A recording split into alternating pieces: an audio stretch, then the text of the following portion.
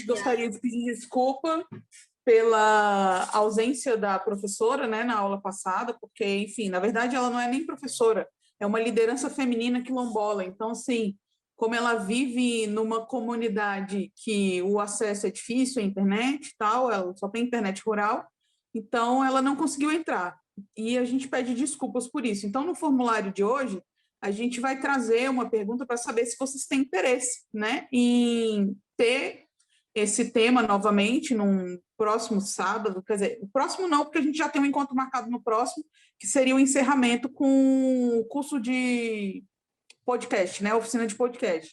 Mas aí a gente teria que ver uma data para trazer uma outra pessoa para falar sobre o tema. Então, no formulário de hoje, que a gente vai passar ao final, né, a gente sempre tem passado ao final para que vocês não se percam e não deixem de prestar atenção na aula, né, no conteúdo, a gente vai fazer essa enquete para saber se há interesse que a gente traga esse tema ainda, né?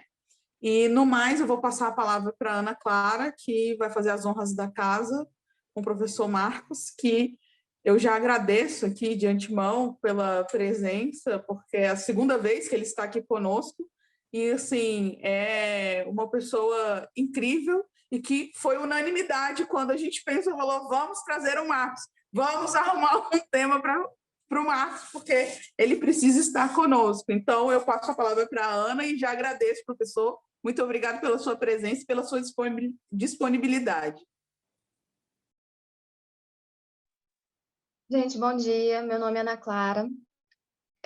Eu vim aqui falar do Marcos, que, além de ser do Lidera, além de eu ser do Lidera, o Marcos é uma unanimidade no nosso grupo, mas também é um querido amigo meu da faculdade, de muito tempo.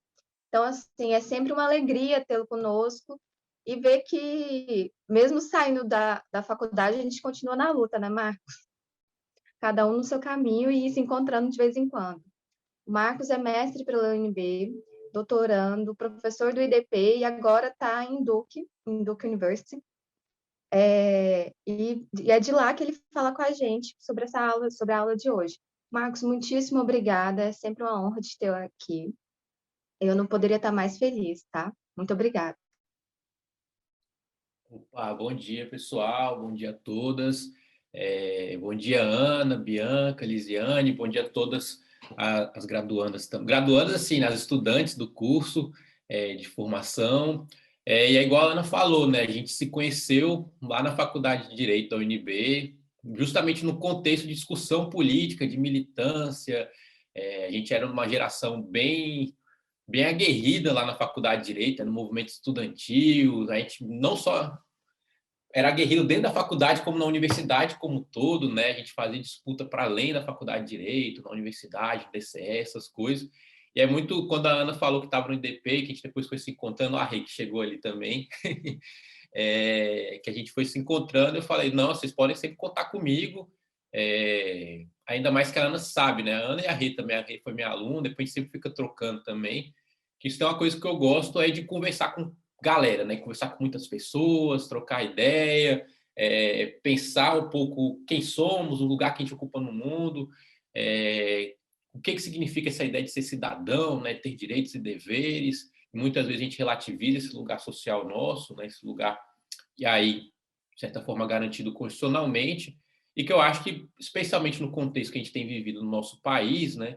Um contexto bastante contraditório também, global, bastante problemático, né? A gente não precisa entrar nos motivos, nas causas, a gente tem vivido esse contexto. Acho que é importante, especialmente para as novas gerações, né? Eu tenho falado muito isso nas minhas aulas, de que a gente está construindo um mundo para nós, mas especialmente para as futuras gerações, né? Diante dos problemas que a gente tem enfrentado, né? Crise sanitária, crise climática, crise que envolve a questão natural, crise de direitos, de violações de direitos humanos, de ascensão do autoritarismo político, e são essas próximas gerações, né?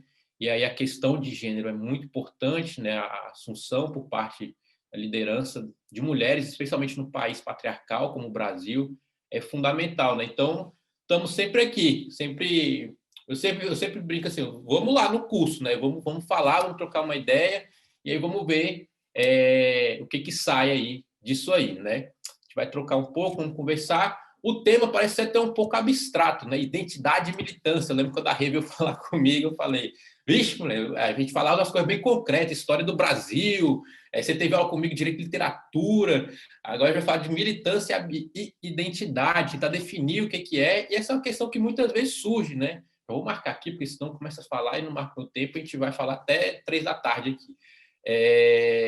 Que é uma coisa que surge muitas vezes na internet, né? A gente vê.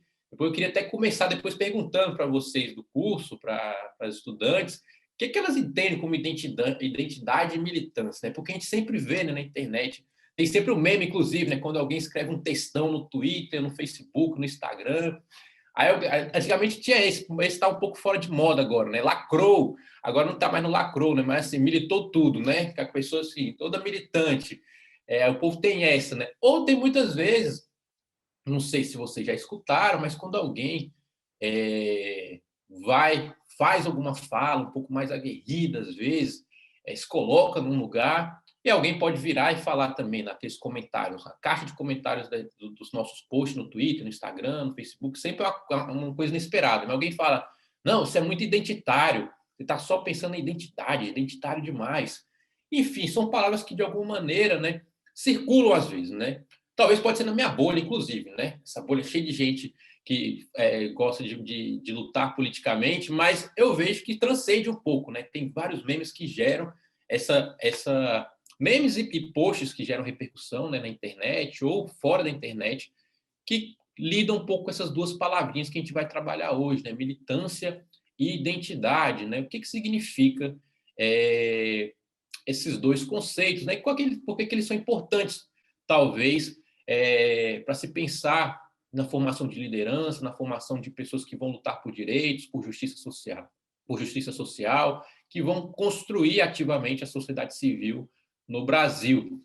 E aí, portanto, inclusive para a gente começar o nosso debate aqui, eu gostaria talvez de escutar vocês. Antes de eu abrir aqui, que eu preparei uns slides, preparei algumas coisinhas para a gente conversar depois, mas para a gente já começar um pouco esquentando os motores, se alguém gostaria de falar o que entende, né, com a palavra militância. Alguém gostaria de dar aí o seu pitaco sobre isso, das estudantes? E assim, estamos livres assim, para falar o que vocês acham, o que vocês entendem, o que vocês já ouviram falar, se sintam livres. Alguém? A Ana ligou a câmera, a Ana Paula Tavares ligou a câmera, sabe o que quer falar? Aquele quer assim, não. Aquele quer assim. Posso dar minha opinião? Pode, Giovana, fala aí. Militância, para mim, militantes, assim, falar das pessoas que militam são pessoas que pegam causas e lutam para mudar. Por exemplo, pessoas que lutam contra o racismo ou lutam contra o machismo, são pessoas que tentam, de alguma forma, entender a sociedade e buscar uma convivência melhor. Seria isso para mim, os militantes. Exatamente, uma pessoa que tem uma causa, né? Ela se vincula a uma causa política, geralmente uma luta ou uma ação para transformar a realidade. Você citou o exemplo aí de pessoas que lutam contra o racismo, né? A gente pode citar coletivamente o movimento negro, né? Ou os movimentos negros também, né? Porque é várias organizações dentro do movimento negro. Pessoas que estão muito vinculadas, portanto, a uma causa, né? Uma causa coletiva, e muitas vezes parece como ter um pano de fundo ético, né? Um pano de fundo de luta por justiça, né? Luta por transformação da realidade. Alguém quer complementar a Giovana, ou dar exemplos, inclusive, de lutas, de ações que refletem o que a gente pode entender como militância? Alguém gostaria de complementar? A Giovana já começou hiper bem, já começou caminhando no bom sentido, assim, do nosso foco da aula de hoje. Marcos, eu acho também que uma forma de complementar é porque eu acho que a internet está mudando um pouco o conceito da militância, porque eu acho que eu cresci imaginando a militância como uma coisa mais, digamos, braçal, não sei se eu posso falar dessa forma, mas eu acho que a internet trouxe essa nova perspectiva para a militância, que é o militante da internet. Não de uma forma unicamente pejorativa, mas também pessoas que estão ocupando esse espaço, né, e fazendo uma discussão teórica, às vezes, dentro dos limites do que é a internet. Mas quando você fez a pergunta primeiro, eu tinha uma coisa formada sobre identidade, mas eu ia dizer para você que o conceito de militância e de militante é algo que, para mim, está em construção agora. Eu estou tentando entender o que eu entendo por militância e militante. E aí as identidades eu acho que são recortes que são feitos para entender em que dimensão a forma como a gente se organiza como sociedade afeta os indivíduos dentro daquela dimensão que você escolhe. Então, como a forma que a gente se organiza como sociedade afeta pessoas negras, como a forma que a gente se organiza em sociedade afeta pessoas trans, e por aí vai. Exatamente, Roberto. Roberto já trouxe várias coisas interessantes para a gente pensar e já começou a articular um pouco, né? Essa relação tanto quanto a palavra meio mais sofisticada, uma relação dialética entre militância e identidade, né? Que elas sempre estão se implicando, estão sempre ali, uma meio que atravessando a outra, né? E você falou uma coisa que é muito importante, né? Porque a internet tem mudado tudo, né? A nossa forma de estar no mundo, a nossa forma de estudar. Estamos aqui hoje, inclusive, né? Estamos tendo um curso, cada um no seu lugar, à distância, e a gente está tendo uma nova forma de aprendizagem, né? A internet mudou a nossa forma de lazer, de escutar música, de ver filme, né? Antigamente a gente tinha que ir, às vezes, na locadora, esperar o telecine, sair lá no Corujão, ou ir no cinema, né? Ou um pouco mais depois a gente vai começar a baixar. Hoje tem Netflix, Amazon, a gente tenta aí essas coisas, ou também vamos, como eu sempre gosto, ir no Piratex, né? Porque tá caro demais, né? O Netflix tá é o professor de direito falando para o povo piratear, né? Mas assim, mas R$ 37 no Netflix, às vezes, muito pesado, né? Enfim, tem várias formas, né? E mudou também a nossa forma de fazer política, né? A nossa forma de contestar a realidade, de falar sobre a realidade, de criticar essa realidade. A internet nos aproximou e mudou as dinâmicas também, e ela também vem alterando pela forma como se organiza a internet, né? Os algoritmos, os grupos políticos que conseguem ali pautar a forma como os debates são mobilizados, né? Há sempre uma troca também, né? A gente vê muito como alguns assuntos, especialmente quando eles estão implicados com fenômenos de massa, a gente pega sempre como Big Brother, pauta alguns debates para o bem e para o mal, mas ele pauta debates sobre gênero, sobre raça, sexualidade no Brasil, e isso altera um pouco a nossa forma, né? Inclusive a forma de militância. Eu sempre brinco, né? Será que uma pessoa que quer falar da questão racial, que quer, por exemplo, lutar contra o racismo, ele pode se ausentar, ele pode ter esse privilégio de não entender o que está acontecendo, por exemplo, nos programas de uma emissora de massa como a Globo, por mais que ele discorde, mas é algo porque está afetando o nosso cotidiano, tá? Algo que está pautando ali o nosso cotidiano, e a internet está nesse meio, né? Você citou, né, Roberta, pessoas que produzem conteúdos, né? No Instagram, no Twitter, hoje a gente tem um TikTok também com pessoas produzindo conteúdo, que usam esses espaços, são espaços muitas vezes de lazer ou de entretenimento, mas que estão também se tornando espaços de circulação de informação para politizar, para trazer informações, muitas daquelas que, por exemplo, a gente tem dificuldade, às vezes, de acessar no ensino formal, né? Já vou passar para a Yane aqui, só para fechar esse raciocínio, porque, por exemplo, né, eu sou professor de História do Brasil no IDP. E eu muitas vezes conto muito a história da população negra aqui aí no nosso país, né? A diáspora africana, as dimensões do que foi o sistema escravista, mas também a resistência, especialmente a população negra. E muitos alunos viram para mim, Marcos, eu não tinha visto ainda o que você está contando na escola, ou eu vi por pessoas na internet politizando esse debate. Portanto, tem muita gente que está ocupando a internet para trazer temas que a mídia, em geral, a mídia hegemônica, que as escolas muitas vezes não trabalham, né? E isso pode ser visto, talvez, como uma forma de ativismo político, e vamos ver se também pode ser visto como militância também, para a gente tentar pensar um pouco essa categoria. E a Roberta já trouxe as questões de identidade, que é a minha próxima pergunta, mas vou passar para a Yane. Diga aí, Yane. Bom dia a todos. Então, o que eu penso sempre quando me falam em militância são duas palavras básicas e, para mim, características que é desse movimento militância, né? Que é a defesa e a luta de algo. Então, independentemente se você luta por uma causa boa ou uma causa ruim, se você defende, você está militando, seja para o bem ou para o mal. Exatamente, né? Porque a gente está olhando, talvez, para um ponto de vista de questões que querem transformar, né? Mas tem gente que milita muitas vezes para conservar as coisas, né? Os setores conservadores da sociedade, por exemplo, eles têm uma militância organizada para manter e muitas vezes para regredir algumas conquistas, né? Tem setores, por exemplo, que não aceitam que pessoas LGBT ocupem espaços políticos, ocupem espaços afetivos no espaço público, por exemplo, e lutam ali. E aí, pelo menos do meu ponto de vista, discordo dessas pessoas radicalmente. E aí, mas é um tipo de militância, né? Militância é uma vinculação a uma causa coletiva, e essa causa pode ser uma causa aí, inclusive para conservar ou regredir algumas conquistas de alguns grupos sociais. Portanto, estamos chegando aí no conceito, né, de causa coletiva, de luta política, de uma certa vinculação. Parece que militância não se pode fazer de maneira solitária, por mais que ela tenha um aspecto também do indivíduo, mas parece que tem que se vincular a coisas que transcendem um pouco somente uma pessoa. A gente vai pensar isso um pouco ali para frente. Portanto, pessoal, gostaria apenas, pegando já o gancho da Roberta, fazer uma outra pergunta antes de a gente avançar.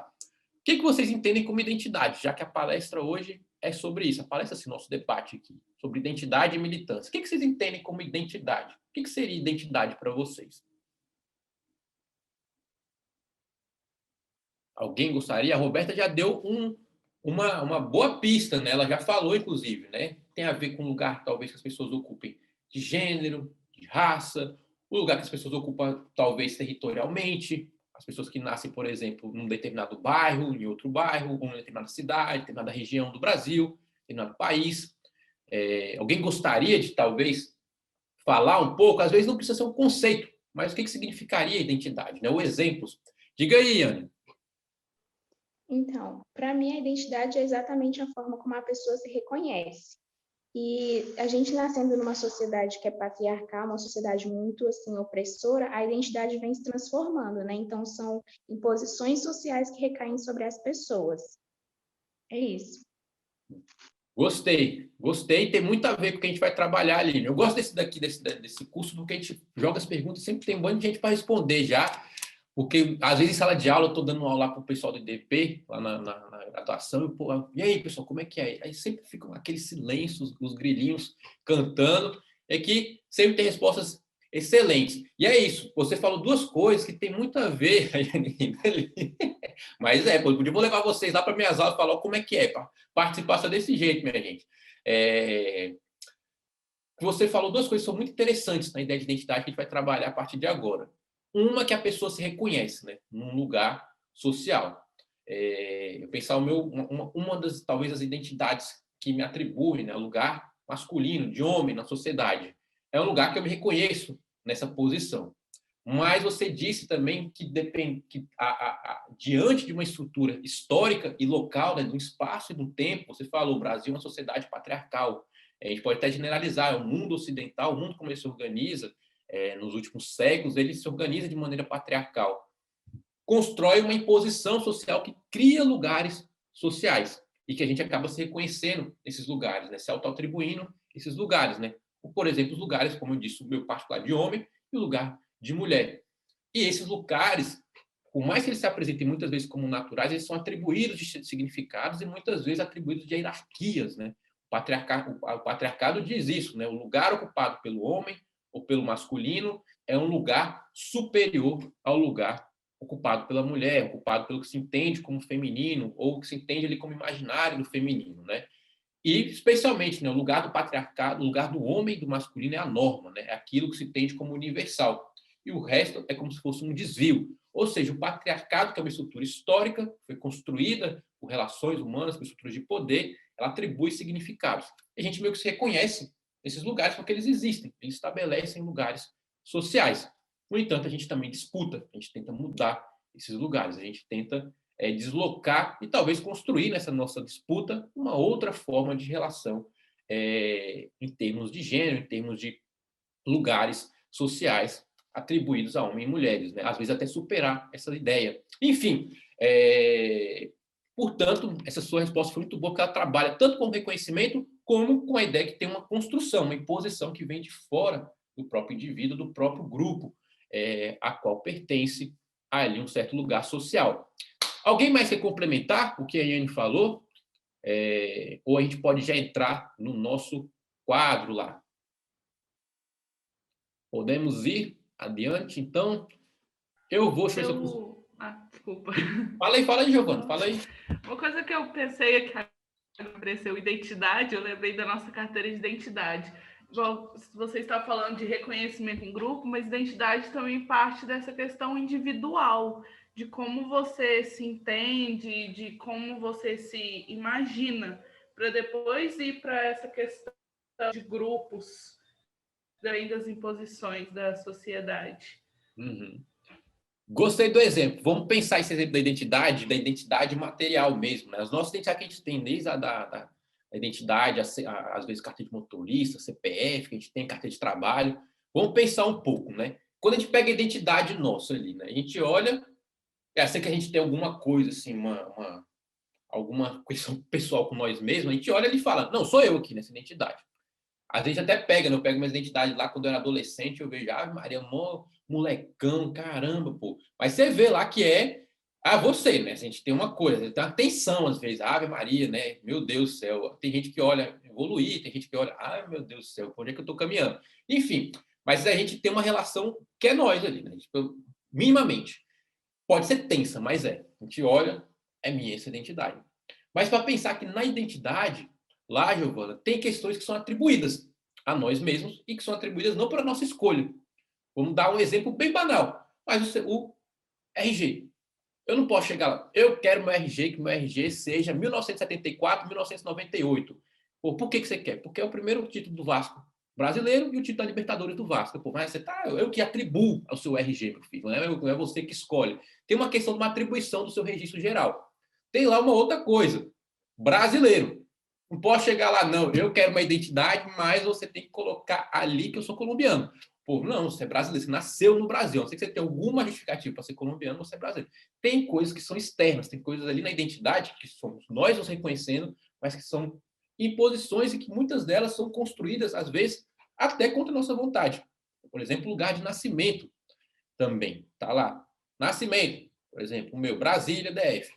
Posso chegar lá e dizer, não, eu nasci, eu gosto de Santa Filomena, no Piauí, onde minha mãe nasceu. Não, tem que ser no Brasília.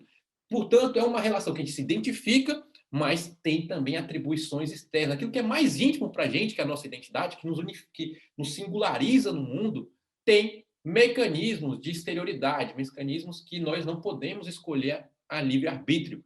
Acho que esse exemplo da identidade é muito interessante e vamos caminhar por ele aí, vamos caminhar para a gente entrar, portanto, no nosso quadro, minha gente, porque já estamos aqui, eu começo a falar. Tem só perguntar para a Rê, para a Ana, para a Bianca, se tem como liberar o compartilhamento para eu poder compartilhar. Eu não sei se a Lízia também que está. Tem, vou só pedir aqui para o pessoal do IDP liberar. Emily, você está ouvindo a gente? Você consegue colocar o Marcos como anfitrião? Eu pedi isso lá no começo e acabei esquecendo, que a gente começa a trocar ideia. Eu também não lembrei, normalmente eu peço já, mas enfim. Mas estamos caminhando bem, já trouxeram várias. Já foi? Só com as respostas aí das meninas já deu para a gente adiantar várias coisas. Marcos, eu posso só falar um pouquinho assim, bem geral, pela fala mesmo que você terminou aí de apresentar. Eu estudei no meu mestrado sobre identidade, e aí, ouvindo o que vocês estavam falando, eu fiquei aqui pensando que essa ideia de identidade, para cada área de estudo e de conhecimento, a gente tem uma ideia disso, né? Ou seja, a psicologia coloca uma ideia de identidade, a filosofia vai caminhar para outro rumo, a sociologia, que foi a minha área, vai caminhar para outro espaço. E pensando nessa ideia de construção que você está trazendo, que talvez seja esse o lugar que você vai apontar agora, né? Porque essa construção, essa ideia que a gente tem, não só de uma identidade pessoal, né, que também é construída, mas no final das contas, às vezes a gente não pensa muito nela, né? Mas essa também ideia de nacionalidade, de pertença a um grupo, de formação, né, de parte nesse grupo. E aí isso vai também vamos dizer assim, capitanear outras identidades, né? Que é o que você estava falando ainda agora. A identidade de gênero, a identidade, por exemplo, de classe, né? A pertença a esse lugar. Então, assim, são muitos os modos de pensar essa identidade e a construção dessa identidade. Então, você tem aí, se for pensar num sujeito sociológico, por exemplo, tem essa ideia de uma construção do eu. Como é que isso vai começar, né? De onde isso vai partir e para onde isso vai? Então, assim, essa ideia ela é muito ampla, né? Para a gente pensar assim, como que a gente vai construir e vai pensar esse lugar, né, de pertença, e aí você vai pensar um lugar de individuação, mas como você pensa um lugar de individuação se você tem uma construção social atrás disso, ou seja, alguém que te antecede, né, movimentos que te antecedem, como que você vai fazer essa construção e como que você vai participar desse lugar e até perceber-se nesse lugar, né? Então você tem um dentro e um fora de si, né, tanto individual quanto coletivo. Então, assim, é de fato uma construção muito maior e muito mais, vamos dizer assim, abrangente do que pensar só esse lugar do indivíduo ou do indivíduo na sociedade ou fora dela, né? Ou seja, não sei se eu estou complicando mais, mas o que eu quero dizer é isso, assim, que a ideia ela vai partir de vários princípios e de várias situações, né? Então, aí nesse sentido que eu te pergunto, assim, só para a gente fechar essa ideia da identidade do grupo, né? É isso mesmo? Então, a gente vai pensar uma identidade no grupo, uma identidade nacional, uma identidade de gênero ou uma construção disso tudo? Você foi bem no ponto, né, Márcia? Inclusive, foi uma das questões quando eu fui preparar minha fala, porque identidade é uma categoria não só trabalhada por várias ciências humanas, né? E muitas vezes intencionalizando ali os conhecimentos dessas diversas áreas, como é um conceito muitas vezes em disputa, né? É um conceito ali que tem muitas, às vezes, interpretações divergentes sobre o que significa identidade, sobre a importância ou não da identidade, inclusive, da importância da identidade para a luta política ou para a transformação social. Há controvérsias, né, inclusive, entre autores bem importantes, né, sobre se esse lugar da identidade ele é apenas um lugar de disciplinamento, de constrangimento do sujeito, ou que também é um lugar de construção, de liberação também, não? Um lugar que te constrange, mas é também desse lugar que você consegue desestabilizar ali o controle social, nos lugares de atribuição. Portanto, foi uma das dificuldades quando eu tive, apesar de ser uma pessoa que já estuda essas questões há algum tempo, né? E também, por também ser uma pessoa que milita politicamente, elas atravessam o meu cotidiano, mas só a dificuldade, como é que eu vou? E aí, apenas para você, para a gente já começar a caminhar, eu fui muito num texto que eu gosto muito, do Stuart Hall, que é um teórico, foi um teórico jamaicano, que pensou muito sobre identidade e dialogou com vários autores, ou autores e pensadores que teorizaram sobre identidade no século XX, né? E o Stuart Hall não foi só um teórico, mas ele foi um militante político lá na Inglaterra, né? Ele é um migrante jamaicano, vai ser professor na Inglaterra, e ele também foi uma pessoa que se vinculou à questão da luta política lá na Inglaterra, especialmente vinculada ao movimento dos trabalhadores e ao movimento negro na Inglaterra. E ele pensava em refletir identidade não só a partir da academia, mas a partir um pouco da luta, né? Que é um pouco o que a gente vai falar hoje, né? Tentar caminhar, pensar algumas questões, as noções, os nuances sobre a ideia de identidade, como a gente tem feito, mas caminhar para a sua relação dialética, né? Tensa, para a sua relação de implicação com a militância. Portanto, Márcia, como é que a gente vai trabalhar? A gente vai trabalhar um pouco em abstrato essa ideia de identidade, né? Esse lugar social que é atribuído exteriormente, né? Igual você disse, que vem de uma história que muitas vezes a gente não escolheu. Ninguém escolheu, por exemplo, viver, por exemplo, na realidade que a gente vive, que a raça importa muito, né? O lugar racial, que negros e brancos têm destinos diferentes por causa desse lugar, né? Por causa da cor de pele, da textura do cabelo, dos traços faciais. Uma realidade que há uma diferença entre mulheres, né? Mulheres e homens, né? O lugar que é atribuído ao masculino e o feminino. Portanto, a gente vai lidar com a identidade, mas olhando um pouco com esse constrangimento que é a história, né? Que a história política e o poder nos perpassa, né? Aí você citou, né? Identidade de classe, né? Identidade que constrange ali, muitas vezes, as possibilidades de liberdade, de igualdade, experienciar a cidadania no nosso mundo. Enfim, portanto, a gente vai caminhar um pouco por aí, uma noção mais geral, mas a gente vai sempre tentar aproximar com exemplos mais concretos e mais do que isso, é o que a gente vai trabalhar. de como a identidade é um lugar atribuído exteriormente, mas que a gente se reconhece e tem uma relação tensa, uma relação muitas vezes tentando deslocar aquela atribuição externa. Beleza? Marcos, querido, liberaram para você, liberaram? tá? Beleza, beleza, então. Então, vamos aqui, porque isso, a pergunta da Márcia é bem importante, é para a gente localizar e entrar lá no quadro. A Yane comentou aqui, muito interessante raciocínio, pensando na identidade por dentro de um grupo também individual. Por muito tempo, algumas identidades não estavam abarcadas em grupo e permaneceram por muito tempo como identidades apenas individuais, como características existentes em apenas uma pessoa. Tipo os quiz, que só recentemente receberam essa nomenclatura e foi então atribuída a um grupo coletivo, né? E não só, né? Há um reconhecimento dessas formas de expressividade sexuais não hegemônicas, como assim se coloca, e por causa desse reconhecimento se atribui políticas de reconhecimento também, políticas de direito, envolvendo ali, por exemplo, os grupos queer, os grupos que estão vinculados a essa sexualidade dissidentes, né, como alguns estudos chamam.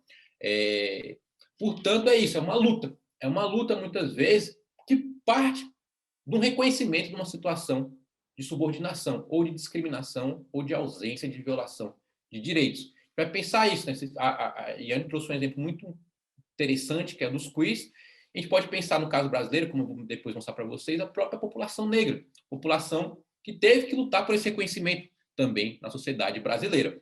Mas vamos ver, vamos por partes ali, para a gente, como diria um ex-orientador meu, sem cadência não é fora de forma. Vamos agora entrar, que acho que a Ana até deve lembrar desse professor que falava isso lá na UNB. Deixa eu abrir aqui minha tela. Vocês estão vendo minha tela aí, pessoal? É sempre bom para a gente perguntar, né? Sim, professor, estamos vendo. Estão vendo aí, beleza. Puxa, deixa eu passar esse trem aqui.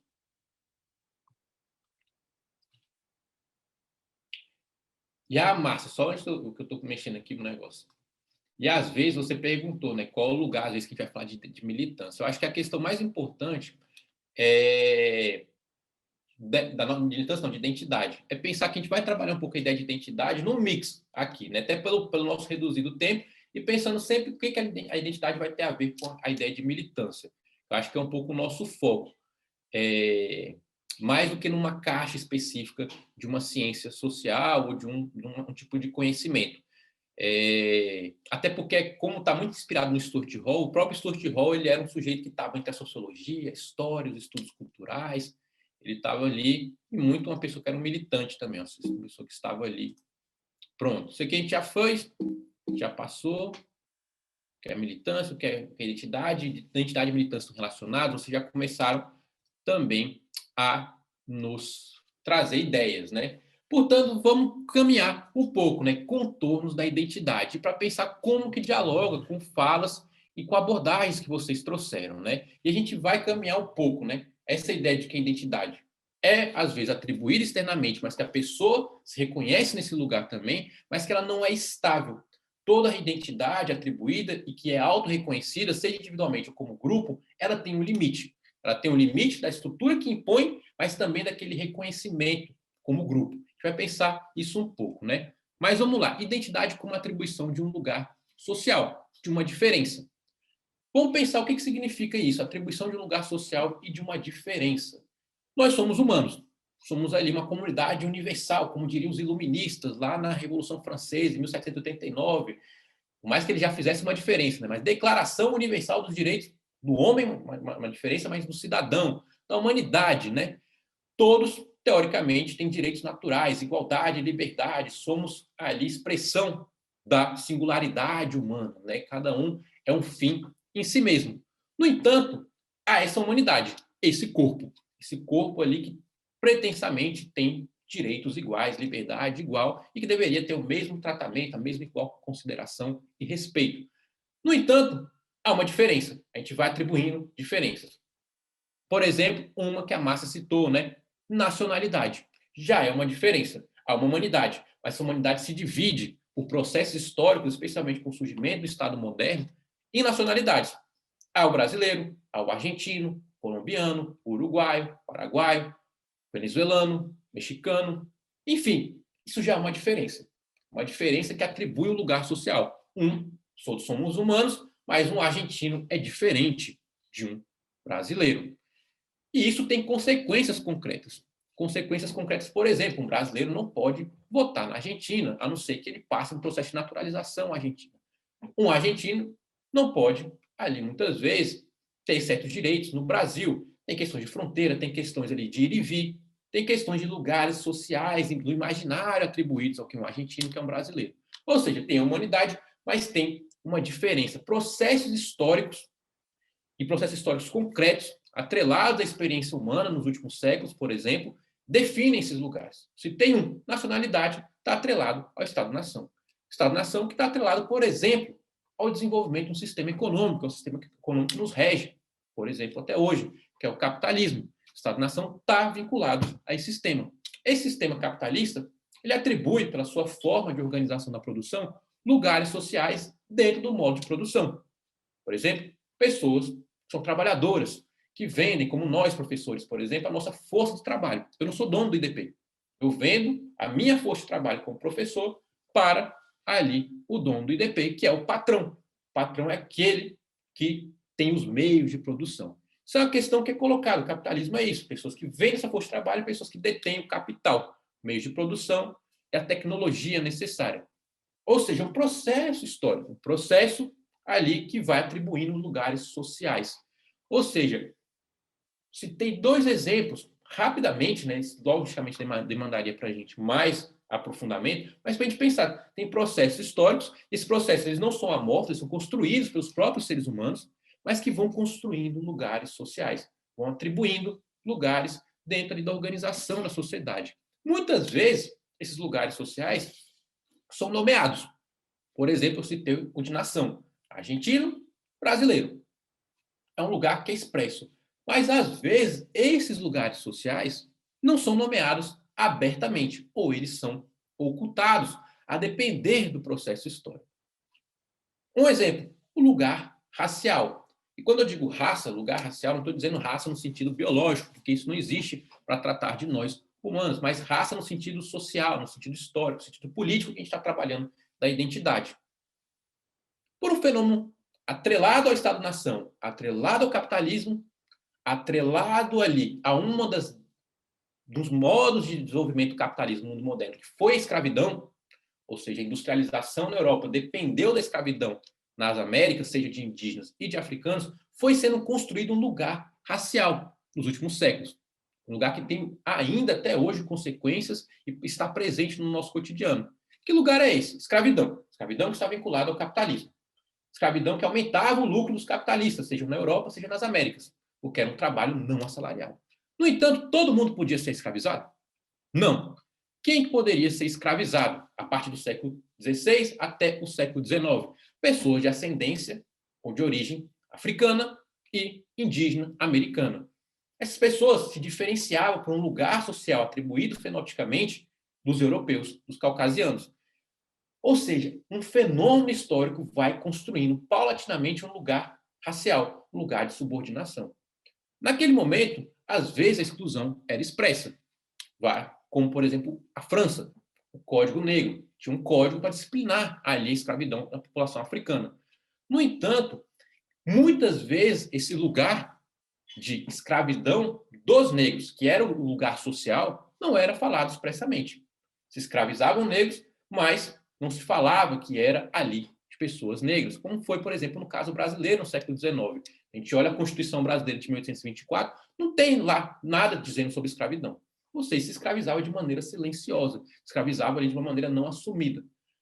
Para a gente pensar para além da escravidão no século XIX brasileiro, mas no pós-abolição, os negros vão continuar sendo discriminados na sociedade brasileira, mas não se falava desse lugar social, não se falava abertamente que havia uma discriminação contra os negros, mas o lugar social existia. O que eu estou querendo dizer com isso? Que, às vezes, o lugar de discriminação ele existe sem a nomeação expressa.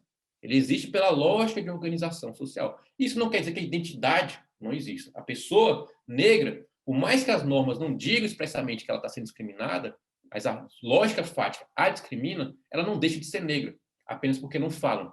Racismo não necessita, por exemplo, esse lugar racial, de uma discriminação expressa. Eles construídos socialmente, inclusive por meio do silêncio. Ou seja, fazendo essa grande digressão e voltando para o nosso quadro. O lugar social, o lugar da diferença, que pode ser um lugar, eu estou falando de casos de subordinação, mas pode ser um lugar de privilégio também, ou um lugar de poder, melhor dizendo. Por exemplo, o sistema escravista. Negros e indígenas eram escravizados, africanos, descendentes de indígenas eram escravizados, pessoas brancas não eram escravizadas. É um lugar de poder ser branco numa sociedade como aquela. É um lugar de poder ser branco numa sociedade pós-escravista também, porque o escravismo formou essa sociedade. Ou seja, a diferença, a identidade, é uma construção a partir das relações sociais, a partir das relações históricas, e é construída muitas vezes do exterior, desde fora. No entanto, o que isso significa? Se ela está atrelada ao espaço e o tempo, né? Como uma de vocês disse lá no começo, né? Não sei se foi a Iane ou se foi a Giovana. Ela é histórica. Se ela é histórica, se ela tem relação com espaço e com tempo, ela não é natural. Ela não é um fenômeno dado por Deus, por uma metafísica, pela biologia. Ela é construção dos próprios seres humanos. Ela é construção das nossas relações sociais. Ela é construção das instituições que construímos. Ela é construção ali da própria lógica de determinada sociedade ou de várias sociedades, da própria forma como a humanidade se organiza. Portanto, ela não é natural, ela é histórica. Por mais que muitas vezes ela se apresente assim. Ela diga que é uma coisa natural. Vou dar um exemplo. Eu sei que eu estou com esse exemplo bem, mas é o que a gente está trabalhando. Por exemplo, o exemplo da escravidão. Se dizia que era natural escravizar negros e indígenas. Se usava, inclusive, argumentos religiosos. Ia na Bíblia, muitas vezes, justificar o argumento da civilização, de que, por exemplo, você trazer africanos para as Américas era uma forma de você aproximá-los da civilização ocidental ou do reino cristão. Enfim, tinham argumentos que naturalizavam aquilo ali. Mas aquela relação era histórica. O escravizado ele não nasce escravo. O negro não nascia para ser escravo. Havia construções históricas que atribuíam aquele lugar social que vinculava uma posição no trabalho, que era trabalho não assalariado, ou seja, como escravo, um lugar de posição de subordinação racial. Ser negro é uma pessoa sem direitos, é uma pessoa que é tratada como objeto naquela sociedade. Enfim, esse exemplo, a gente pensar como a história vai construindo lugares de diferença naquilo que estava lá no começo, a ideia de humanidade, a ideia de que todos são iguais, de que cada ser humano carrega em si ali um valor inato, um valor que um ser humano que não pode ser um meio para alcançar um fim. O ser humano é um fim em si mesmo. A identidade vai, às vezes, atribuindo diferenças ali que muitas vezes relativizam ou privilegiam ou dão poder a determinados grupos sociais, e isso atravessa nós como indivíduos. Mas será que a gente pode olhar para a identidade somente a partir dessa divisão, a partir, inclusive, de um lugar que parece que é um constrangimento? A identidade é uma camisa de força, é um lugar que nos restringe historicamente, é um lugar que nos controla. Será que ela é só controle, regulação ou constrangimento? Que é a pergunta que está ali no ponto B. Identidade é uma prisão? Ela só é um limite? E aí a Márcia, ela disse que fez um mestrado sobre isso, né? E essa é uma das grandes celeumas, inclusive, dos problemas que a sociologia, na intermediação com a filosofia, teve no último século, especialmente porque vão ter vários teóricos que vão, por meio das suas abordagens, trabalhar essa noção de identidade, trabalhar como ela disciplina, ou como um grande teórico falava, o Michel Foucault, ela dociliza os corpos, né? Ela vai atribuindo lugares sociais ali que as pessoas vão assumindo. Mas será que ela é só isso? Será que ela é só uma prisão? Será que ela é só um constrangimento? Será que por eu ter, por exemplo, nascido uma pessoa negra no Brasil, vou sempre ser uma pessoa atribuída àquele lugar de subordinação? Será que não tem disputa? Será que não tem luta? Será que não tem uma forma de desestabilizar aquela ordem social? E aí o que está ali no ponto B. A identidade tenta regular. ênfase, inclusive, nesse verbo. Tenta. Ela sempre vai tentar fazer isso. Regular, atribuir sentidos, estabilizar, constranger, controlar. Mas ela também cria, quando se atribui um sentido, ela também cria as próprias condições para a sua desestabilização, para ser modificada, superada. Há um processo de atribuição de lugares sociais, mas o processo de atribuição de lugares sociais, de atribuição de sentido, cria as condições para se lutar contra ele também, para que ele seja desestabilizado, para que ele seja modificado, para que ele seja transformado. É como se houvesse a ideia de humanidade. A diferença nega, às vezes, a humanidade para todos, ou ela coloca ali lugares determinados, lugares, entre aspas, castrados. Historicamente, se forma assim. Essa negação gera, dentro do indivíduo, um certo constrangimento que ele vai lutar contra aquele constrangimento. É a negação da própria negação. É ali um movimento, portanto, de rejeitar o lugar identitário que foi te colocado no mundo. Ou seja, aquela exclusão original, ou aquele lugar original, ele é sempre possível de disputa.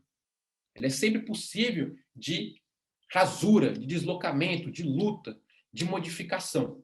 Por mais difícil que seja, por mais delicado que isso seja, por mais que muitas vezes isso custe, inclusive lutas políticas que custam a vida das pessoas.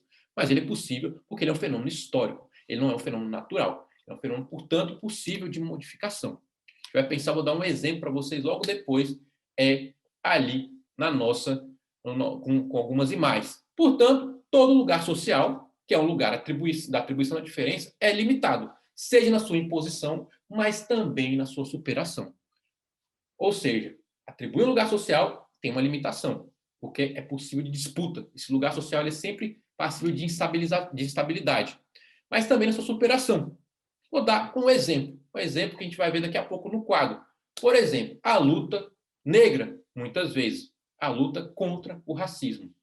Muitas vezes, e aí eu até recomendo para vocês, por exemplo, um livro que tem em português da Bell Hooks, chamado Eu Não Sou Uma Mulher. É um livro pequeno que conta a história do movimento negro, especialmente do ponto de vista das mulheres aqui nos Estados Unidos. E a Bell Hooks, ela conta muito como, às vezes, a luta racial avançava, ou a luta de gênero, a luta feminina, a luta feminista avançava, mas excluía as próprias mulheres negras. Excluía aquelas pessoas que não se encaixavam no padrão de mulher branca ou não se encaixavam no padrão de homem negro. O movimento negro pensava a superação do racismo, mas, às vezes, excluindo as próprias mulheres negras. Ou o movimento feminista pensava ali a igualdade de gênero sem pensar na diferença das mulheres negras. Ou seja, se avançava, mas se excluía. Se desestabilizava o lugar de raça, o lugar de gênero, mas era limitado na forma de superação. Esse livro é interessante porque conta isso historicamente. Lugares de identidade, como esses lugares, tanto na sua imposição, mas também na luta por sua superação, vão aparecendo limites, contradições, certas arestas que não são bem apuradas. Portanto, tanto na superação como na imposição, a identidade é sempre um limite. Só deixa eu colocar aqui para admitir o vitral. Beleza, pessoal? Então, o que a gente consegue já pensar aí nessa nossa dinâmica? Que identidade é um lugar histórico, é uma construção histórica, que não é algo natural. E que ela é uma diferença dentro daquela ideia que a gente entende que a humanidade é algo universal. Ela vai atribuindo diferenças dentro ali desse valor inato que cada ser humano deveria carregar. Mas a identidade, apesar de ser um lugar que constrange, que limita, também é um lugar no qual as pessoas podem desestabilizar. Ela cria as condições para a sua própria desestabilização, para a sua própria luta, para a sua própria modificação. E aí vamos dar um exemplo, pessoal. Esse exemplo aqui, ele é bem particular, né? Bem Ave Maria, bem particular, assim, bem particular, mas é bem universal, inclusive, e ele é bem, Ave Maria, não sei quantos bem aqui, mas ele é muito simbólico. Falei para vocês, por exemplo, do lugar racial. O lugar racial, como a gente conhece, invariavelmente a gente vai ter que remeter ao tráfico negreiro e à escravidão, porque são lugares constitutivos, ainda mais num país como o Brasil. É bom lembrar que 45% dos escravizados do século XVI ao século XIX vieram para o Brasil. O Brasil se funda num genocídio, ou na tentativa de genocídio dos indígenas e num repovoamento por meio de africanos escravizados. 45% dos escravizados que vieram para a América vieram para o Brasil. Até 1850, 87 a cada 100 pessoas que chegavam no Brasil vinham por onde os navios negreiros. Ou seja, é uma experiência muito fundante de certos lugares. Lugares de subordinação, lugares de poder, o que significa a cor da pele numa sociedade. E nessa construção, a cor negra, ou o lugar racial, ali, o fenótipo negro, é um lugar de subordinação. Era o lugar do ex-escravo, era do escravo, ou lugar no pós-abolição daqueles sujeitos que não eram vistos como cidadãos completos, subcidadãos. Basta pensar de novo no nosso exemplo, no Brasil. O Brasil acaba a abolição, mas acaba querendo embranquecer o país. A República surge isso, né? Uma república eugênica, né? A república positivista, que quer embranquecer o Brasil e excluir os negros que aqui viviam. Enfim, o lugar negro, depois da escravidão, continua sendo um lugar de subcidadania, de diferença subalternizante. A população negra se reconhece nesse lugar. Ela se reconhece nesse lugar de discriminação, de violência, esse lugar ali de rejeição da sua completa humanidade. E o que ela vai fazer? Ela vai tentar, a partir desse lugar, ressignificá-lo. Vai, a partir desse lugar, construir a luta. Desse lugar, lutar por direitos, lutar contra o racismo, lutar por igualdade racial. E aqui, para a gente pensar algumas dimensões disso. Aqui é um protesto nos Estados Unidos com uma faixa, né? Não dá para ver ela aí toda, mas que é Black is Beautiful, que foi um slogan muito colado nos anos 60, nos anos 50, quando surge uma grande geração de luta por direitos civis aqui nos Estados Unidos, que tenta pensar não só a ideia de poder negro, ou seja, que os negros devem ter direitos, que os negros devem ter autonomia num país ainda vivendo a segregação racial e a violência racial brutal, mas também ressignificar o próprio lugar de ser negro naquela sociedade. Por isso, inclusive, a ideia de Black is Beautiful. Black não é ali ser negro, não é ser imoral, não é ser feio, como era atribuído pela lógica dominante, não é ser pessoa desprovida de características positivas. E aí o slogan era esse, era um slogan de luta, era um slogan de reconhecimento, era um slogan de empoderamento dentro de uma identidade que até então era vista como uma identidade negativa, pelo menos pela lógica dominante. E é uma forma de colocar isso na arena política, na esfera pública, né, para toda a sociedade. Isso vira um slogan, você ressignificar um lugar de subordinação para pensá-lo positivamente. E pensando positivamente, você consegue fazer uma luta política, consegue reivindicar direitos, aglomerar pessoas. Vou dar um outro exemplo, minha gente, passando para o Brasil, porque a lógica racial ela tem suas diferenças, mas ela é muito universal no mundo, a forma de subordinação de pessoas não brancas. Para a gente pensar no nosso contexto da população negra brasileira, né? E aqui tem dois exemplos da década de 80. O que está acontecendo na década de 80 no Brasil? É pós-ditadura militar e é um momento de redemocratização do Brasil. Vai ter uma constituinte, né, em 87/88, vai ter uma discussão de direitos naquela sociedade, muito pautada pelos movimentos sociais que a gente vai falar daqui a pouco. Movimento feminista, movimento dos trabalhadores sem terra, movimento negro, movimento de trabalhadoras domésticas, movimento sindical. Esses movimentos vão fervilhar naquele momento, né? E aí também a luta pelas diretas já, a luta pela volta do pluripartidarismo no Brasil. Enfim, os movimentos sociais vão tomar, e um deles é o movimento negro. O que acontece? A população negra, desde o final da abolição, percebe que ela é excluída no Brasil, de que ela é alvo de discriminação, inclusive muitas vezes mais brutal do que em outras realidades. No entanto, o Brasil tem um discurso oficial de que não há racismo. Vocês já devem ter ouvido, às vezes, falar isso, né? O Brasil é o país da mestiçagem, da democracia racial. A população negra se reconhece no lugar de discriminação, mas não encontra ali na esfera pública brasileira uma possibilidade de luta, porque o Brasil nega esse lugar. Exclui por um momento, exclui ao mesmo tempo que nega. É uma relação paradoxal. Exclui os negros, discrimina os negros, mas ao mesmo tempo diz que não tem racismo. É o crime perfeito do racismo brasileiro, como diria o professor Kabengele Munanga. O que a população negra começa a fazer nos anos 80? Tentar politizar, fazer com que as pessoas que são faticamente discriminadas se reconheçam como negras. E mais do que isso, que se expressem como negras, inclusive, nas suas diversas tonalidades, né? Ao grande espectro dos negros brasileiros. E aqui tem dois exemplos, né, de campanhas ali dos anos 80.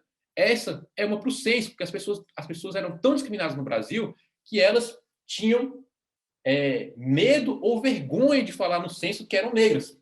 E aí essa é uma campanha do MNU que eles colocam, né, não deixe sua cor passar em branco. Ou seja, use o seu lugar de diferença e discriminação para que você, no censo, se reconheça como negro. Porque se reconhecer no censo a população negra, a gente pode fazer políticas públicas para essa população. Portanto, esse era uma campanha. E aqui a outra. Reage à violência racial. Beije sua preta em praça pública. Porque a lógica dos afetos no Brasil, inclusive até hoje, muitas vezes exclui a possibilidade desse casal negro. A possibilidade ali de que o afeto negro seja demonstrado publicamente. Basta vocês verem, minha gente, eu duvido vocês acharem 3 casais protagonistas de novela no Brasil que são negros. Tem negros, às vezes, em casais, às vezes, né, em protagonistas.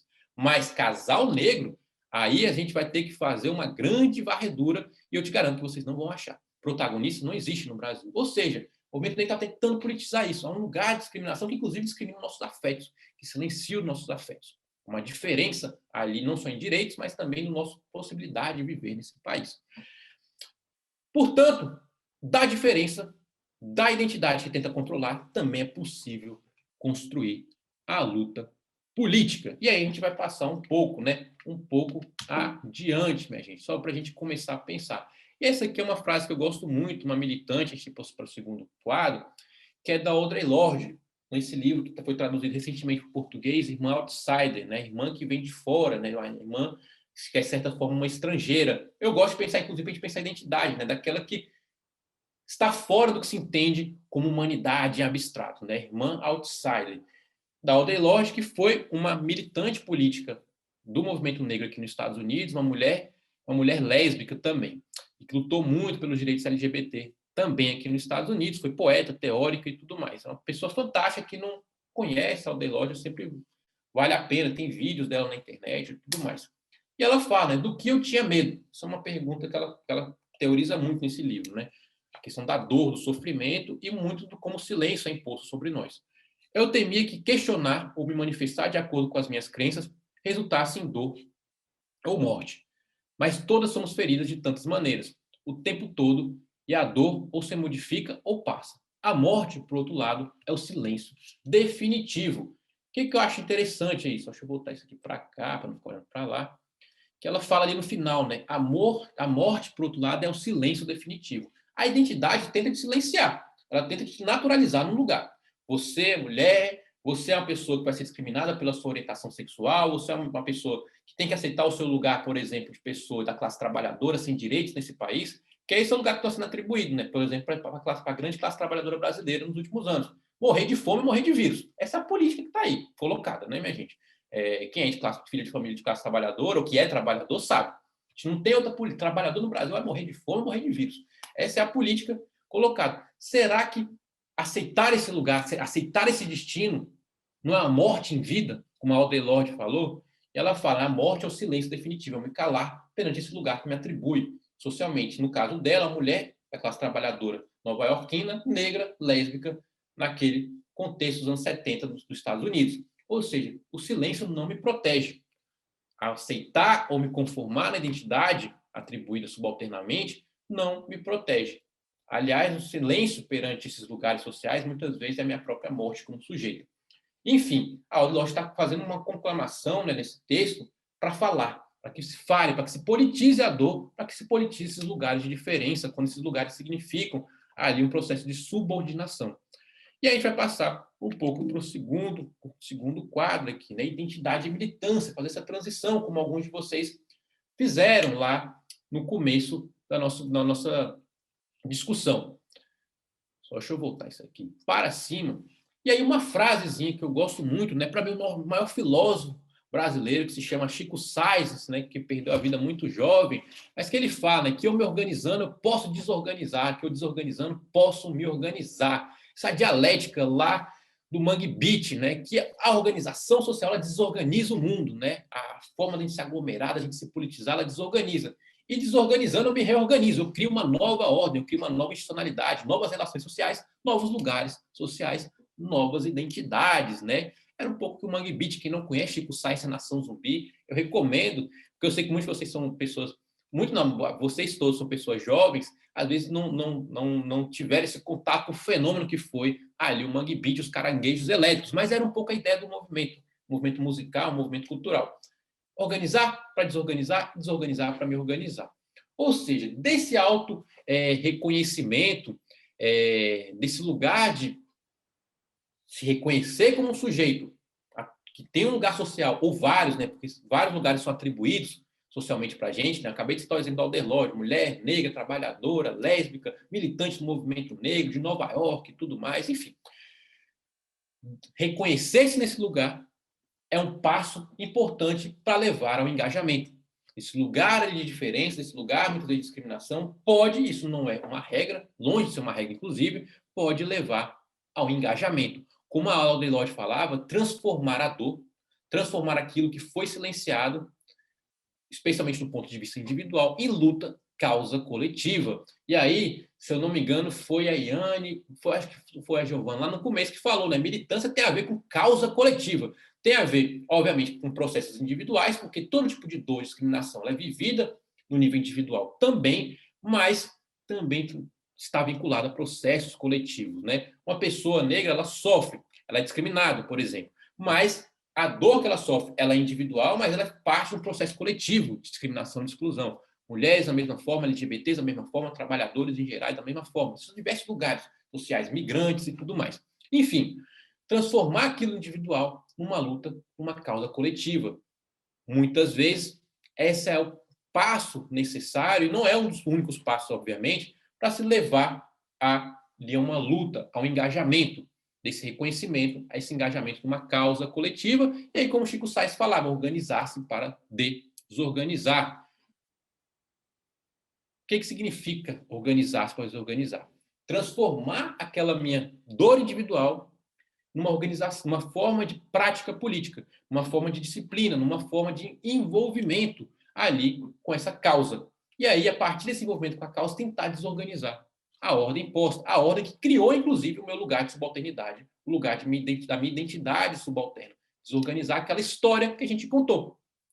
Quando os negros, por exemplo, se organizam, a gente falou escravidão, depois vem o movimento negro e tudo mais, eles se organizam para desorganizar aquela história, construir uma outra história. Como Achille Mbembe fala, que é um teórico camaronês muito importante, talvez um dos maiores filósofos da contemporaneidade, ele fala, né, criar o outro futuro, fazer do presente o início de outro futuro, mudar essa história toda que atribuiu esses lugares de subordinação. Ou seja, eu me organizo para poder desorganizar. E desorganizando, eu tento organizar uma nova ordem, uma nova forma de novas formas de relações sociais. E aí tem a ver com a militância.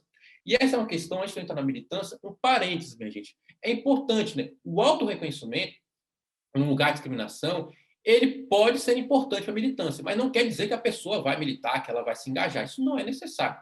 Se todas as pessoas que fossem discriminadas, sofressem, se militassem, quisessem transformar o mundo, talvez vivessem outra realidade. E mais do que isso, nem sempre o autorreconhecimento num lugar de discriminação é necessário para a militância.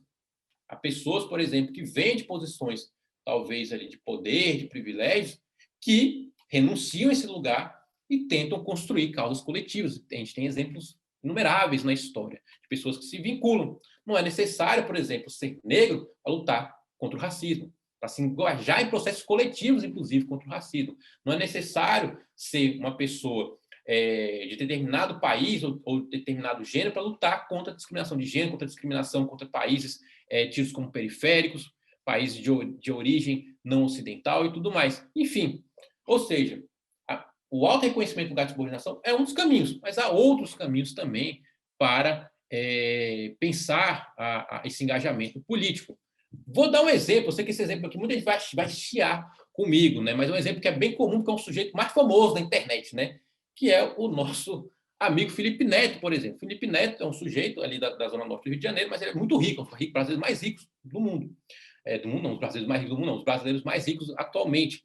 E o Felipe Neto está passando por um processo de politização, quem acompanha ele nas redes viu, né? Ele acabou ontem o livro do Eduardo Galeano, As Veias Abertas da América Latina. E ele está tentando se vincular, está tentando aprender. É um sujeito que a gente olha, Felipe Neto é privilegiado, é rico, é homem, é heterossexual e tudo mais. Mas ele está tentando conhecer, está tentando mudar o seu lugar no mundo. O processo de conhecimento muitas vezes é importante, né? O processo de conhecimento, às vezes, ele ajuda a gente a ver o mundo de outra forma, né? Portanto, a identidade é importante, mas a militância ela é construída de diversas outras maneiras, que é o que a gente vai trabalhar agora. O que é a militância, né? Especialmente pensando nessa relação dialética que a gente falou aí com a identidade. E aí vocês já trouxeram muito do que a gente pode compreender como militância, né? A vinculação coletiva. Militância, por mais que muita gente fale, né, e fala, nossa, militou bastante com um post, por exemplo, no Twitter, no post no Instagram. A militância ela é sempre coletiva. A militância está vinculada a um processo coletivo maior. Não se milita individualmente. Até porque a ética militante ela é uma ética do comum, é uma ética de causas comuns, uma causa de transformação social. Obviamente que pessoas podem lutar para transformar individualmente, mas militar, você está vinculado a um projeto coletivo, a uma causa coletiva que não é mero voluntarismo pessoal, não é mero ali, é um ato de espontaneidade. Você tem uma responsabilidade, porque isso é coletivo, inclusive, você tem responsabilidade com outras pessoas. Por exemplo, quando vou falar da causa do movimento negro, por exemplo, em termos militantes, eu não posso chegar a ignorar tudo que o movimento negro já fez, as pautas do movimento negro brasileiro. Eu não posso ignorar as organizações do movimento negro contemporâneo, porque se eu fizer isso, eu não estou militando. Posso até ser um ativista político, eu posso até ser uma pessoa que está colocando discussões para a sociedade, mas se eu não tenho esse compromisso coletivo, não tenho essa responsabilidade com quem está organizado, não tenho responsabilidade com a luta histórica de determinado setor do qual eu estou falando, isso não se chama militância, porque a militância tem ali esse propósito, essa vinculação coletiva, com uma história coletiva, e obviamente é coletiva, mas se reconhece a pluralidade dessas coletividades também. O que se coloca também dentro da militância? Ela é coletiva, portanto. Ela também está vinculada à defesa de um projeto político. Militância não é, como eu disse, voluntarismo, e tem pautas concretas. A militância tem uma agenda concreta, ela tem ali defesa de certas construções institucionais, certas construções normativas, de certa crítica à forma como, por exemplo, se organiza a sociedade. Novamente, eu estou citando muito o movimento negro porque é onde eu me vinculo. O movimento negro brasileiro, ele tem pautas extremamente concretas. A gente tem uma grande discussão sobre antirracismo no Brasil acontecendo, por exemplo, nos últimos anos. Mas o movimento negro tem pautas bem concretas na sociedade brasileira, organizada no mínimo há 40, 50 anos. Que pautas, por exemplo, são essas? Pautas relacionadas ao ensino, a presença negra em espaços de ensino, uma derivação dessa pauta, as ações afirmativas, as cotas raciais, seja em universidades, seja também em concursos públicos. Ou seja, essa é uma pauta, é uma agenda concreta do movimento negro. Outra pauta que é histórica do movimento negro, a crítica ao sistema de segurança pública no Brasil. Se eu milito na questão racial, eu tenho responsabilidade perante essa agenda, da luta por desmilitarização da polícia, por luta por reforma do sistema de justiça, por uma luta de presença de negros na construção do sistema de justiça. Quando eu falo sistema de justiça, o judiciário, o Ministério Público, né, aquele que acusa as pessoas. O movimento negro, historicamente, tem uma pauta de crítica à política de drogas implementada no Brasil desde os anos 80, basicamente. Ou seja, tem uma agenda, um projeto político que se expressa em pautas, em agenda. Portanto, isso é muito importante. Tem concretude, e essa concretude, obviamente, está vinculada a uma certa historicidade, a certas relações de poder. Qual é o terceiro elemento? A gente viu coletividade, projeto político, isso se expressa em agendas, pautas, e disciplina, organização e prática. Não se milita, minha gente, sem disciplina, sem organização e sem prática, sem ali essa responsabilidade cotidiana com a causa. Quando eu falo cotidiana, porque militar de fato é cotidiana, tem responsabilidades cotidianas. Tem uma grande referência minha no movimento negro, e é uma das teóricas mais brilhantes hoje no Brasil, que é a Ana Flausina. Ela fala, né?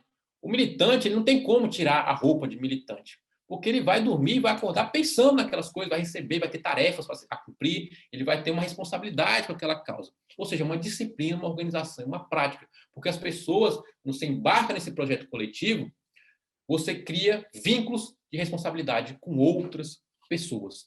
E aí a militância, portanto, tem essa disciplina, tem essa organização, até porque você está vinculado a uma causa de transformação, na qual você entende que a sua ação é importante, que a sua ação ela é fundamental, ainda que seja pequena, mas que ela contribui para a transformação social. Portanto, 3 características: coletivo, projeto político e esse comprometimento por meio da prática, né? Como diria o Paulo Freire, né? Eu gosto muito da palavra do Paulo Freire, que ele fala, né? Que ele vincula, né? Eu gosto que ele fala que é educação, mas eu falo um pouco sobre a própria ideia de militância, né? O Paulo Freire fala que a sua prática seja similar ao que você fala. E o militante é isso. Não adianta só escrever na internet, não adianta só postar na internet as coisas. Eu tenho que ter uma prática cotidiana que seja correspondente ali ao que eu defendo. E prática tem a ver com disciplina e organização. Portanto, quais são exemplos? Que eu estou falando muito em abstrato, gente, muito em abstrato para a gente tentar entender esses conceitos, mas alguns exemplos que são colocados. Movimentos sociais, movimentos populares ou movimentos de luta política em geral. Eu usei movimento social porque é um termo muito colocado por certa biografia. Eu mesmo, às vezes, tenho um certo problema com esse termo. Mas quais são exemplos? De negros, trabalhadores, feminista, LGBT, estudantil, movimentos que lutam, por exemplo, a transformação da cisnormatividade no Brasil, movimento trans que está dentro da sigla LGBT, enfim, ou seja, movimentos sociais. E a gente consegue ver esses movimentos. Né? O estudantil, por exemplo, tem diferenças dentro do movimento estudantil. Tem o movimento secundarista, tem o movimento universitário, tem o movimento dos pós-graduandos. Eles se vinculam, se interseccionalizam, mas tem diferenças muitas vezes. A luta dos estudantes secundaristas, às vezes, tem pautas diferentes, ou uma agenda, uma prática diferente ali dos estudantes universitários. Ou entidades representativas, de classe, por exemplo, sindicatos, ali associações de trabalhadores, ou, inclusive, entidade representativa de estudantes, diretório central, centro acadêmico, representação estudantil, de estudantes, até, por exemplo, ali o presidente ou presidenta da turma, né? Enfim, ou em partidos políticos, né? Partidos políticos também é uma forma de militância e talvez uma das mais óbvias, né? Porque o partido ele tem uma agenda, ele tem um programa, ele tem pautas, tem princípios, ele defende, teoricamente, ali dentro de um espectro político. E o inclusive, essa expressão da militância, né? Ela se manifesta em diferentes áreas de militância, elas podem estar articuladas. Por exemplo, uma pessoa que é vinculada a um partido político pode estar no movimento estudantil e pode ser um representante desses estudantes num centro acadêmico. Por exemplo, uma pessoa afiliada a um determinado partido, ela se organiza ou ela milita no movimento estudantil e ela é representante, por exemplo, dos estudantes de direito de determinada universidade ou de todos os estudantes, como é o diretório central. Ou seja, há uma vinculação, uma interseccionalização das militâncias. Mas o que eu estou apontando para vocês? Que a militância, muitas vezes, ela tem uma materialidade muito concreta. Ela tem lugares de enraizamento, de territorialização. Ela tem lugares ali de expressão. Ela tem um corpo, como a gente chama muitas vezes, ela tem um chão. A militância se faz num certo chão. Ela se faz ali num vínculo com pessoas, uma realidade bastante concreta. Beleza, pessoal? Para a gente pensar um pouco em como é que a gente começa a ver vínculos entre as identidades e a militância, mas que esses vínculos eles não são estáveis. Tem uma dialética e que não é sempre necessário entre militância e identidade. O que a Luciane falou? Deixa eu ver o que estão falando aqui no chat. A Manu não sei se a Manu é minha aluna no IDP. E a Luciane me apontou aqui, não vê a luta das pessoas com deficiência. Teoricamente, tem muitos avanços na luta, mas continuamos exigindo para a sociedade, pessoas com deficiência. Um bom recorte, não, uma boa ênfase, porque eu realmente silenciei na minha fala, né? Eu estou enfatizando muito o movimento negro, porque é onde eu conheço, e tem dentro do movimento negro, inclusive, uma luta contra o capacitismo na nossa sociedade extremamente importante. Mas eu peço até desculpas por isso, Luciano, por ter invisibilizado. Estou invisibilizando sem querer, porque sempre tem um limite. Por exemplo, eu não falei de indígenas ainda, que é fundamental. Falei lá no começo, mas na minha fala eu silencio, porque é difícil. Eu peço desculpas por isso, inclusive. Beleza? Mas a luta capacitista, e ela é interseccional a todos esses movimentos, muitas vezes, né? Como eu disse, no movimento negro tem uma agenda bastante grande sendo articulada nesse sentido também, especialmente por a população negra ser boa parte da população de baixa renda no Brasil e não há políticas públicas com grande ênfase, com grande quantidade voltada para pessoas com deficiência no Brasil. Beleza? Já vou acabando, Ana, só para a gente ir terminando aqui. Então, Lu, peço desculpas por isso. É que na fala é sempre difícil, e isso não, a desculpa não é uma tentativa de relativização, porque realmente é um silenciamento a forma como a gente fala. Beleza? Não sei se a Lu abriu o microfone. Ai, desculpa, eu abri sem querer, mas, professor, fica super tranquilo, infelizmente. Nós ainda, pessoas com deficiência, passamos realmente por essa invisibilidade, e muito se dá por conta dessa militância, né? Eu acho que o movimento ainda precisa se unir mais, verbalizar mais, mas pode ficar super tranquilo, assim. Eu só pontuei porque é importante, eu preciso verbalizar minha luta, né? Estou vendo você falar dos outros movimentos e eu enxergo dentro do meu movimento também uma militância forte. É claro que a gente ainda precisa avançar muito, mas me perdoa por ter sido tão enfática. Não, e tem que ser, né? Quando a gente está numa aula sobre militância, a gente tem que colocar essas coisas, e essa questão é muito importante, porque dentro dos movimentos, por exemplo, se invibiliza, inclusive, como há uma certa normatividade para se fazer militância que exclui pessoas com deficiência, por exemplo. Eu vou dar um exemplo agora bem concreto. Quais vão ser os exemplos que eu vou usar aqui? Marchas. Muitas vezes, né, eu tenho amigos, inclusive dentro do movimento negro, com algum tipo de discapacidade, que sempre fala, a marcha às vezes exclui a gente. A marcha, o tipo de reunião presencial, o tipo de forma como se articula reuniões a longa extensão da noite. Eu tenho uma grande amiga, talvez uma das minhas maiores formadoras, que ela tem esclerose múltipla. Ela sempre fala, Marcos, é inviável para mim, por exemplo, ficar numa reunião de 5, 6 horas, que as pessoas não têm uma pauta concreta. Ou, por exemplo, fazer uma marcha no calor desgramado de Brasília, por exemplo, lá na Esplanada, né, que não tem uma árvore, não tem nada, para marchar naquele contexto.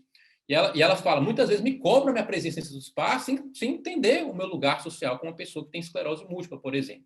Então, esse é um exemplo, por exemplo. Né? Marcha, a gente entende a importância, está aqui, inclusive, a importância das marchas, mas é uma forma normativa que pode excluir pessoas, inclusive. Que pode, caso a gente entenda ela como a única forma de fazer militância, como se fosse ali a grande universalidade. Então, assim, muito importante, é bom que a gente consegue pontuar e trazer essas coisas que são fundamentais. Mas aqui são alguns exemplos, pessoal. Eu trouxe esses exemplos porque eles são bem recentes e tem a ver com essa articulação entre identidade e militância. Já vou acabar aí, Ana. A Ana falou que tem mais um minutinho, a professora entra. Só para a gente pensar, porque que são exemplos bem contemporâneos. Aqui, bem ali no fundo, não sei se vocês estão vendo aqui, é o primeiro ato de manifestação estudantil em 2019 no Chile.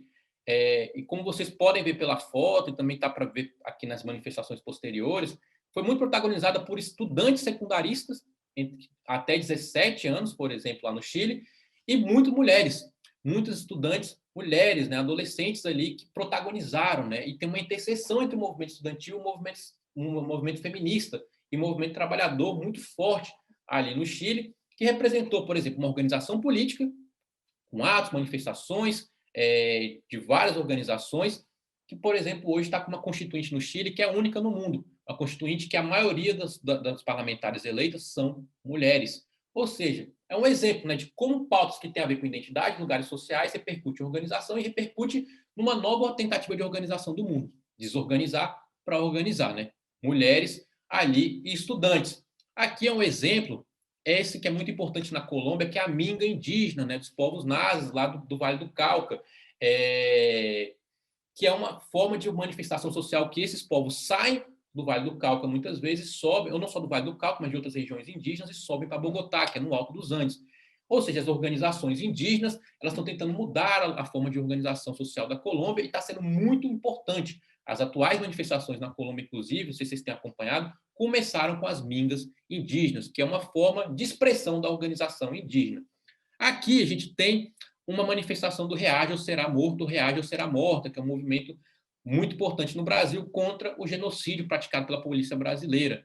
E aqui a gente tem uma manifestação em Salvador há 3, 4 anos atrás. Essa é uma forma de expressão e uma forma de organização, né? Não sei se vocês notam, mas a manifestação do Reage é sempre ali, todos de preto, né? Para justamente demonstrar essa política de morte do Estado brasileiro. E aqui eu coloquei, às vezes eu sei que gera polêmica, né? Mas não tem como falar, por exemplo, de organização política do MST, que é o maior movimento social do mundo, né? É um movimento muito importante porque luta por uma pauta concreta, que é a pauta da reforma agrária, né? Tem bem colocado, um país que nunca fez a reforma agrária, um país que é mais desigual no mundo em termos de desigualdade rural, a gente só perde para a Namíbia, ali no sul da África.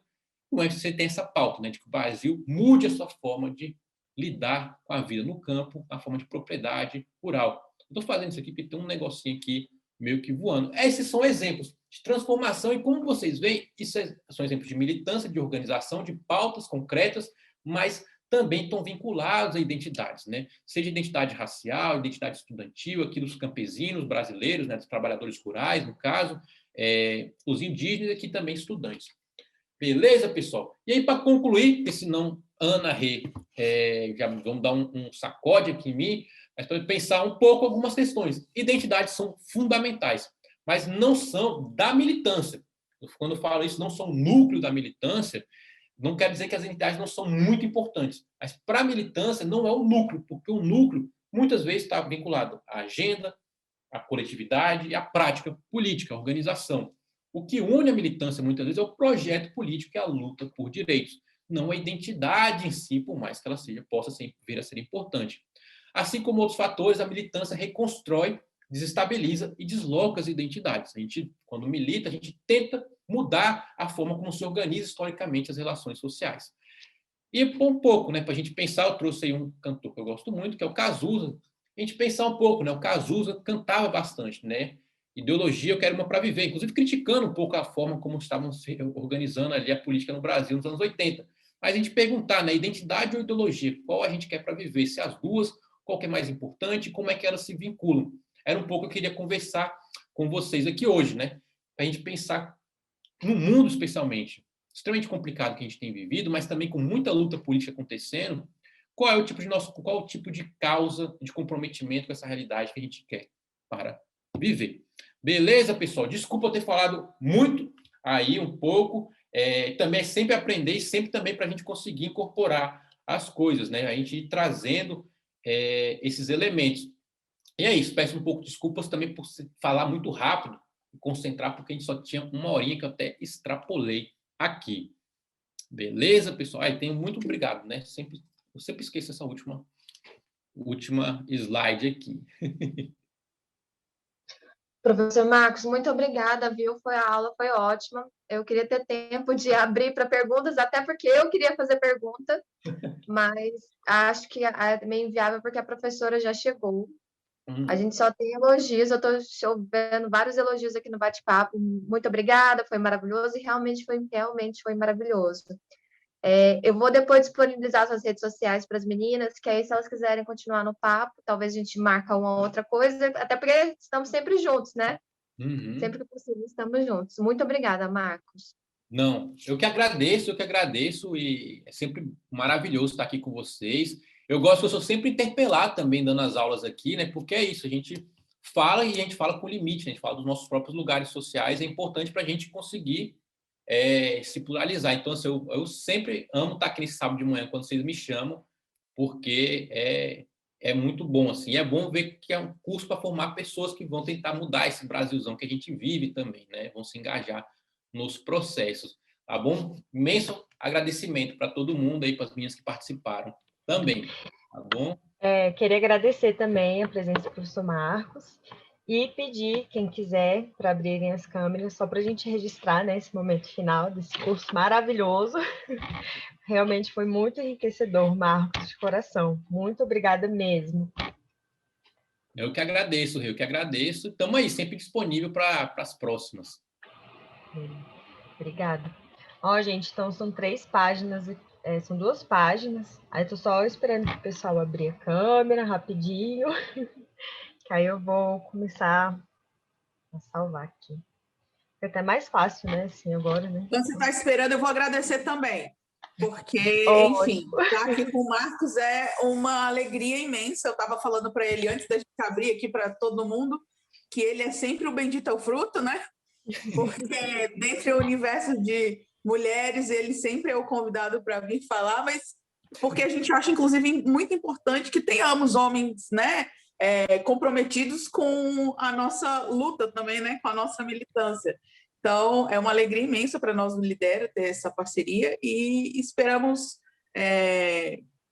estar juntos aí em outras oportunidades. Muito obrigada mais uma vez por você nesse fuso, né, que é um fuso diferente do nosso, mas nós agradecemos imensamente. Não, eu que agradeço sempre, que é um prazer, sempre aprendizado também, né? Só para enquanto o pessoal está abrindo a câmera, quando a Rê me chamou, ela falou, é sobre identidade e militância. Eu falei, Ave Maria, são 2 coisas que eu mexo todo dia, mas acho que eu nunca preparei uma fala assim, sobre essas 2 coisas também. Foi um desafio também construir, pensar. Eu fui voltar, né? Acho que foi Márcia que falou, né?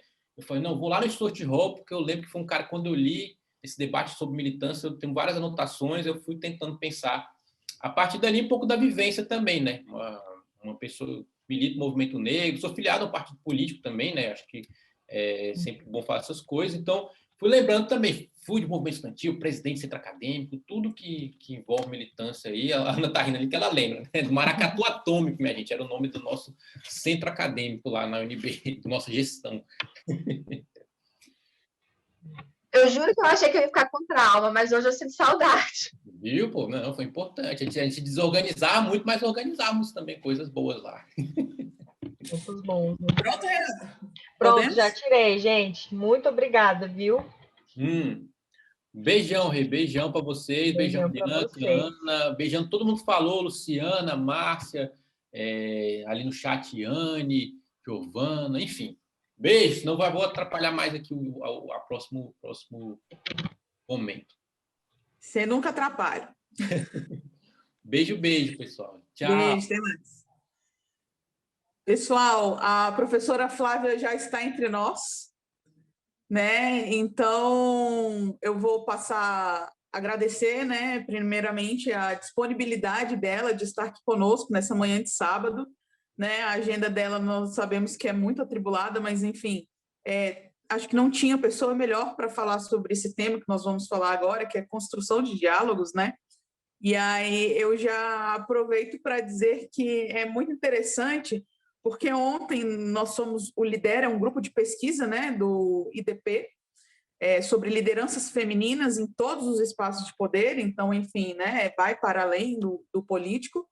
E ontem nós estávamos tendo um debate no grupo de pesquisa sobre construção coletiva, né, e falando muito sobre as candidaturas coletivas, e surgiu um debate muito interessante que eu falei, olha só que coincidência, né, porque assim, a grade do curso de formação não tem absolutamente nada a ver com o grupo de pesquisa, mas foi exatamente o ponto em que tocou. Eu falei, gente, vocês precisam assistir amanhã a aula, porque é exatamente sobre isso, né? Como que a gente vai criar esse diálogo com a sociedade para tentar fazer uma transformação, né? Porque, afinal de contas, é para isso que a gente está aqui, né? Então, eu já vou passar a palavra para a Lisiane, que vai fazer a apresentação da professora Flávia, já agradecendo de antemão, né, pela disponibilidade, por estar aqui, topar estar conosco nesta manhã, e a palavra está com você, Lisiane.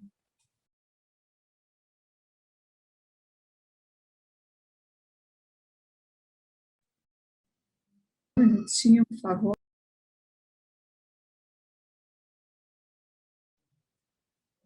Lise, você está muda. Você está sem microfone. Só um minutinho, teve uma atualização agora aqui no meu computador. Só um minutinho que eu já vou conseguir aqui reabilitar. Então, eu posso te ajudar? Então, eu vou ajudar a Lise aqui e vou fazer a apresentação da professora Flávia. Professora Flávia é jornalista de formação pela PUC São Paulo, mestre em Ciências Políticas pelo Instituto de Altos Estudos da América Latina, da Université Sorbonne, atua há mais de 5 anos à frente de coalizões da sociedade civil brasileira, foi coordenadora de advocacy e relações institucionais da Agenda Pública, quando coordenou a Secretaria Executiva da Coalizão Estratégia ODS, participou como jornalista no Brasil e na França, foi coordenadora de projetos na Abril Educação, professora de Política em Cursinho Popular de São Paulo, e hoje é coordenadora executiva do Pacto pela Democracia, coalizão composta por mais de 170 organizações da sociedade civil, voltada à defesa e ao aprimoramento da construção democrática no Brasil. Professora Flávia, seja muito bem-vinda e a palavra está com você.